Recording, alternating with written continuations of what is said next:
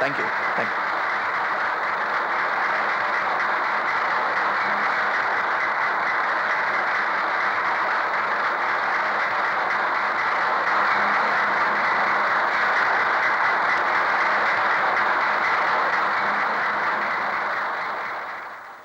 Congratulation mister Ram. Thank you. கள்ள மார்க்கெட்காரங்களை பத்தியும் கருப்பு பணம் பதுக்கி வச்சிருக்கவங்களை பத்தியும் எழுதி அவங்க முகமுடிகளை கிழிச்சவங்களுக்கு பத்திரிகையாளர்கள் நடத்தும் இந்த பாராட்டு விழாவில் டிவிக்காக ஒரு பேட்டி எடுக்க வந்திருக்கேன். ரொம்ப சந்தோஷம். பொருளாதார சீர்கேடுகளை பத்தி புள்ளி விவரத்தோட எழுதி பல பெரிய மனுஷங்களோட பகைமையை சம்பாதிச்சுக்கிறீங்களே, இதனால உங்களுக்கு ஆபத்து வராதா? கண்டிப்பா வரும். ஆனா அதை பத்தி எனக்கு கவலை இல்லை. ஆபத்துகளை கண்டு பயப்படுறவனால எந்த ஒரு நல்ல காரியத்தையுமே செய்ய முடியாது. பொதுவாகவே நம்ம நாட்டு ஜனங்களுக்கு நடக்கிறது நடக்கட்டும், நமக்கு எதுக்கு வம்பு அப்படிங்கிற ஒரு மனோபாவம் வளர்ந்து போயிடுச்சு. இந்த மனோபாவம் தான் சமுதாய சீர்கேடுகள் மலிஞ்சு போறதுக்கு காரணம்.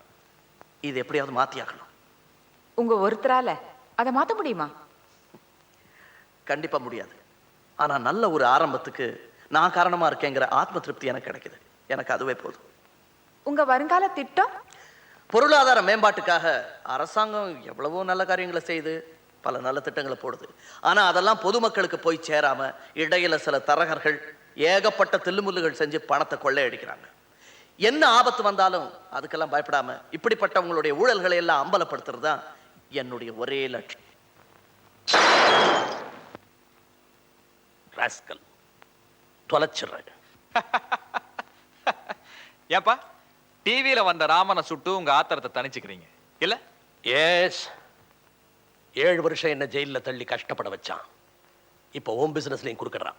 உன் பிசினஸ் மட்டும் இல்ல நரேந்தர், என் கடத்தல் விஷயத்தை பத்திரிகையில எழுதி எனக்கு பல லட்சம் ரூபாய் நஷ்டம் உண்டாக்கிட்டான். என் கான்ட்ராக்ட் பத்தி எழுதி என் பிசினஸ் கெடுத்துட்டான்.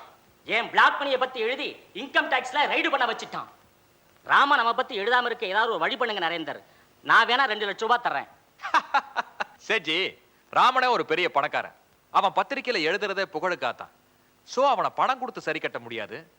வேற ஏதாவது ஒரு வழியை யோசிப்போம். அவனையே தீர்த்து கட்டிட்டா அதுக்குள்ள ஏன்பா அவனுக்கு அவ்வளவு பெரிய தண்டனை? முதல்ல அவன் வேலை செய்யற பத்திரிக்கையில அவன் எழுதாம தடுப்போம்.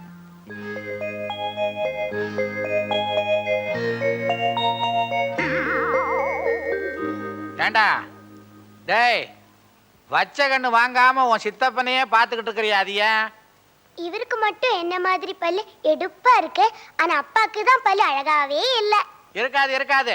நீ தான் உன் சித்தப்பனையே உரிச்சுக்கிட்டு வந்திருக்கிறிய. பல்லு சொல்லு மூஞ்சி எல்லாம். அப்ப இவரை உனக்கு தெரியுமா? தெரியுமா? பைத்தியக்காரா, இங்கதான் வளர்ந்தாரு. இங்கயா? அங்க இல்ல, இங்க. இவரை வளர்த்ததே நான் தான். அது ஒரு பெரிய காதல் கதை. இப்ப சொன்னாலாம் உனக்கு புரியாது. வயசு வரட்டும். என்ன நீ எதை கேட்டாலும் வயசாகட்டும் இழுத்தடிக்கிற? நீ கேக்குறதெல்லாம் அடல்ட்ஸ் ஒன்லி கேள்வியா இருந்தா அப்படித்தான். அடல்ட்ஸ் ஒன்லினா என்ன? வயசு வந்தவங்களுக்கு மட்டும். அதுக்கு எத்தனை வயசு ஆகணும்? முந்தி எல்லாம் 18 வயசு. இப்ப 10 வயசுல எல்லாம் தெரிஞ்சுக்கிறானுங்களே. இப்ப எனக்கு என்ன வயசு? உனக்கு 5. இன்னும் 5 வருஷம் போகணும். அவ்வளவு வருஷம் ஆகுமா? அதுக்கு நான் என்ன பண்றது? ஹலோ, நான் சாயிப்புள்ள பேசுறேன். கொஞ்சம் இருங்க தம்பி, உங்களுக்கு போன்.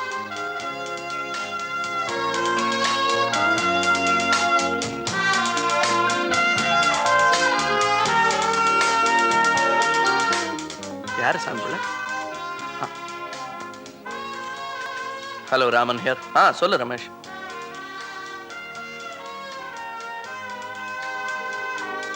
நினைச்சேன் நரேந்திரன் பத்திரிகையை விலைக்கு வாங்கிட்டானா? ஓகே, நான் பாத்துக்கிறேன். தேங்க்யூ ரமேஷ். சாம்பிள், நான் மத்தியானம் சாப்பாட்டுக்கு வர மாட்டேன். கொஞ்சம் இவனை அருண், இந்த சாமி பிள்ளை மத்தியானம் சாப்பிட மாட்டேன் அப்படி இப்படின்னு அடம் பிடிப்பாரு. நீ தான் கிட்ட இருந்து அவர் சாப்பிட வைக்கணும். ஓகே? கொஞ்சம் நில்லு. உன்கிட்ட ஒரு முக்கியமான விஷயம் சொல்லணும். என்ன? வர இந்த சாமி பிள்ளை சமையல சாப்பிட்டு எனக்கு போர் அடிச்சு போச்சு. பேசாம நீ 2ஆம் கல்யாணம் பண்ணிக்கோ. 2வது? இதெல்லாம் யார் அவனுக்கு சொல்லி கொடுத்தது? நான் இல்ல. நான் இல்லையாவது பூனை இல்லையாது நீங்க தான் சொல்லி கொடுத்துருப்பீங்க. நான் இல்லைங்க. ஏன் சாமி பிள்ளை இப்படி பயப்படுறீங்க?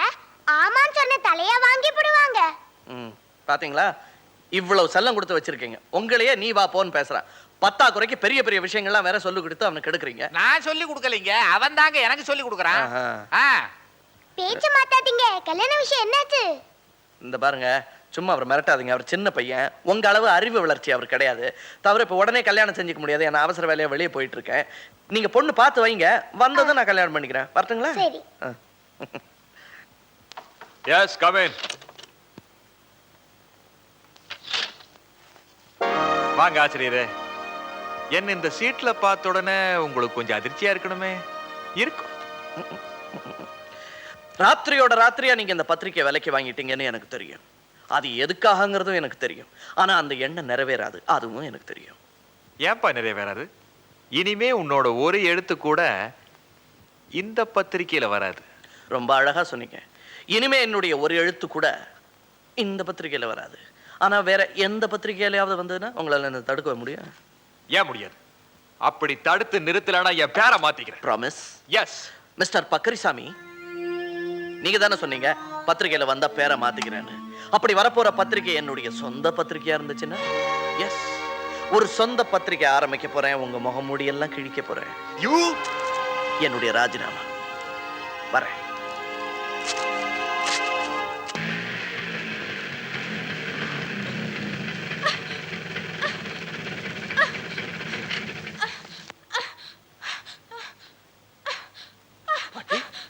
பாட்டி,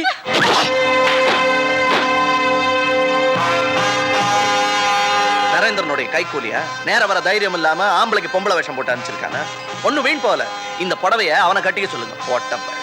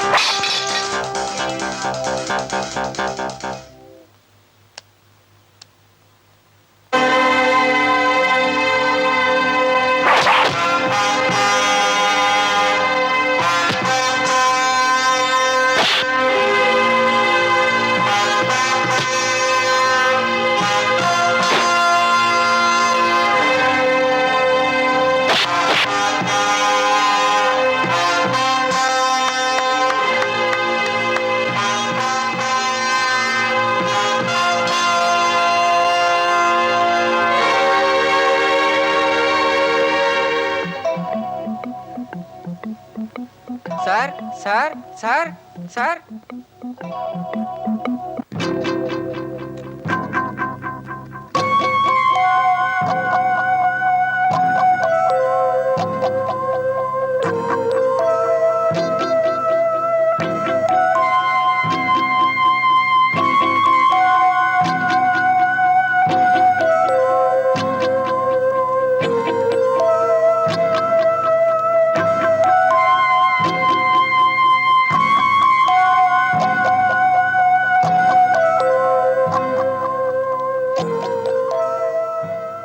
டாக்டர், தம்பிக்கு எப்படி இருக்கு? நீங்க அவர் வீட்டு காரியஸ்தன். இவன் அவரோட ஒரே பையன். வேற யாரும் நெருங்கிற உறவினர்கள்? வேற யாரும் கிடையாது. ஏன் அப்படியெல்லாம் கேட்குறீங்க? கவலைப்படாதீங்க, எங்களால ஆன முயற்சிகள்லாம் நாங்க செய்யறோம். கடவுள் இருக்கார்.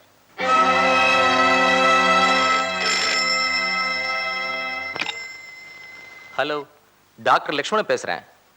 டாக்டர், நான் டெய்லி ரிப்போர்ட் பத்திரிகை நிருபர் பேசுறேன். மிஸ்டர் ராமனுக்கு உடம்பு எப்படி இருக்கு? ஐம் சாரி, ரொம்ப கிரிட்டிக்கலா தான் இருக்கு. இப்போ ஒன்றும் சொல்றதுக்கு இல்லை. கேட்கவே ரொம்ப வேதனையா இருக்கு டாக்டர். என்ன செய்யுது? அடிச்ச உடனே சாகல, பூரா மாதிரி துடி துடிச்சு சாகணும்னு தலையெழுத்து இருக்கு. என்ன செய்யறது? சாமி புள்ள, அப்பா பொழைச்சுக்குவாரா? பொழைச்சுக்குவாரு. நீ பொய் சொல்ற. டாக்டர் ஒரு மாதிரியா சொன்னாரே. டாக்டருக்கு மேல கடவுள் இருக்காருப்பா. கடவுளை நீ வேண்டிக்கோ, அவர் உங்க அப்பாவை காப்பாத்திடுவார். நான் கூப்பிட்டா கடவுள் வருவாரா? கடவுள் வருவாரோ வரமாட்டாரோ, நீ கூப்பிட்டா உன் சித்தப்பா கண்டிப்பா வருவார். சத்தப்பா நாங்க எப்படி வருவாங்க? அருண், உன் சித்தப்பா படத்துக்கு முன்னால போய் நின்றுக்கிட்டு அப்பாவுக்கு ஆபத்து, நீ தான் வந்து காப்பாற்றணும்னு மனசுலயே பிரார்த்தனை பண்ணு. உங்க சித்தப்பா ஆவியா வருவார். சரி சாமி புள்ள.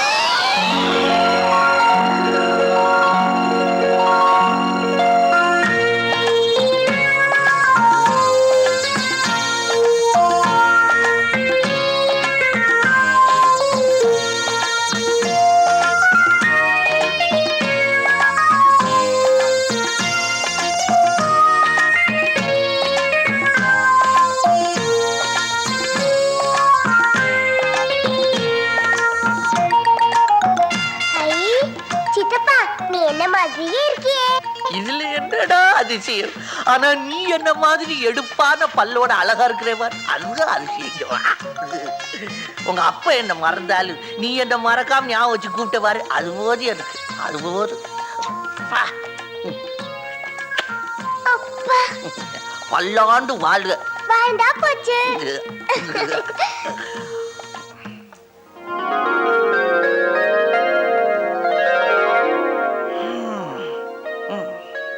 செம்பகத்துக்கும் கொடுத்து வைக்கல, அல்பாயுசிலேயே போயிட்டான்.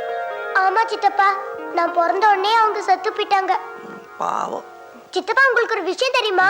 அப்பாவை அடிச்சுட்டாங்க, ஆஸ்பத்திரியில இருக்காங்க. தெரியுமே. தெரிஞ்சிருந்து ஏன் அங்க வரல? அதுலதானே சிக்கல்.